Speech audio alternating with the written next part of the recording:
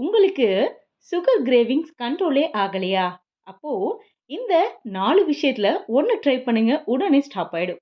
Hi hello friends வணக்கம் and welcome to தேன் மிட்டாய் YouTube channel. நாம இன்னைக்கு இந்த பதிவுல சுகர் கிரேவிங்ஸை கண்ட்ரோல் பண்ற விஷயங்கள் என்னென்ன? அதை எப்படி நம்ம கண்ட்ரோல் பண்ணலாம் அப்படிங்கிறத பத்தி இந்த பதிவுல தெரிஞ்சுக்கலாம்.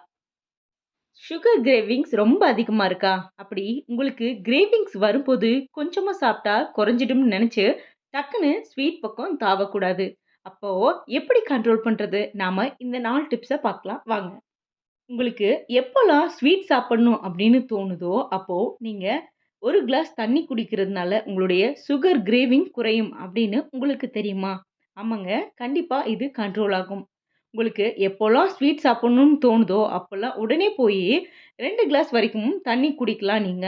அப்படி தண்ணி குடிச்சதுமே இனிப்பு சாப்பிடணும் அப்படிங்கிற எண்ணம் உங்களுக்கு குறைய ஆரம்பிக்கும். ஸோ நீங்க அந்த தாட்ட மாத்திக்கலாம். அடுத்ததா நாம பார்க்க போறது, ஸ்வீட் கிரேவிங்ஸ் ஏற்படும்போது, அத கண்ட்ரோல் பண்ணணும்னா, வேற எதுவுமே சாப்பிடக்கூடாது அப்படின்னு நீங்க நினைச்சீங்க அப்படின்னா, அது தவறு. கிரேவிங் வரும்போது எதுவுமே சாப்பிடக்கூடாது அப்படின்னு அர்த்தம் இல்லங்க.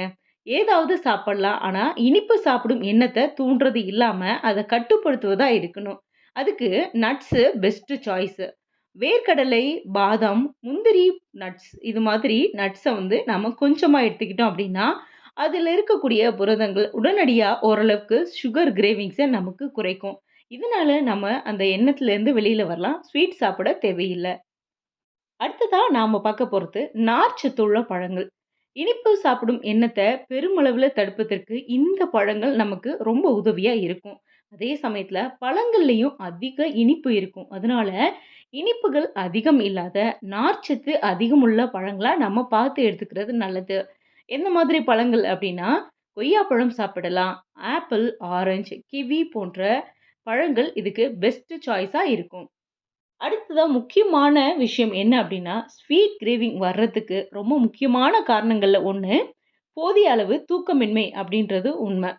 நைட்டு நாம சரியான அளவுல தூங்கல அப்படின்னா, அது நைட்டும், அடுத்த நாள் பகல்லையும் அதிகமாக சுகர் கிரேவிங்கே ஏற்படுத்துது. இதனால தினமும் இரவுல நன்கு தூங்க பழகுறது அவசியம். குறைஞ்சபட்சம் 6லேருந்து 8 மணி நேரம் தூங்குறது நல்லது.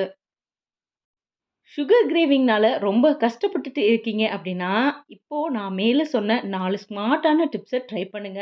இது எல்லாமே உங்கள இந்த கிரேவிங்ஸ்லேருந்து வெளில வரதுக்கு பெரிய ஹெல்ப்ஃபுல்லா இருக்கும். பெரிய மாற்றங்கள ஏற்படுத்தும்.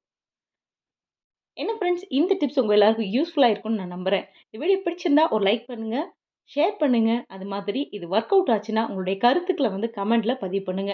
மறுபடியும் இது மாதிரி ஒரு யூஸ்ஃபுல்லான கன்டென்ட்டோட நான் உங்கள மீட் பண்றேன். Thank you.